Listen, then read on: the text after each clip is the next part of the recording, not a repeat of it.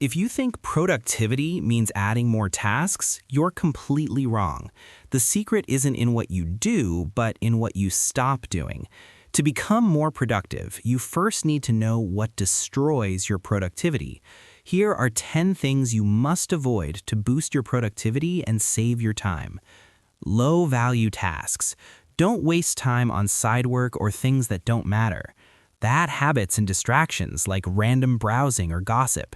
Energy vampires. Avoid people who drain your time or enthusiasm. Lack of focus triggers.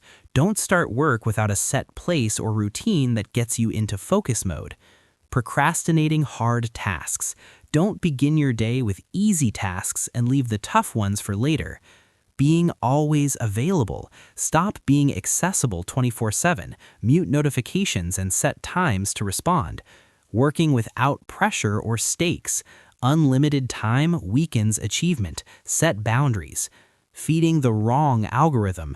Don't follow useless accounts or content. Train your platforms to show what benefits you.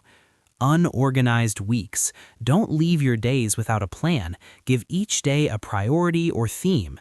Neglecting energy management. Don't ignore exercise or rest. A tired body weakens the mind and focus.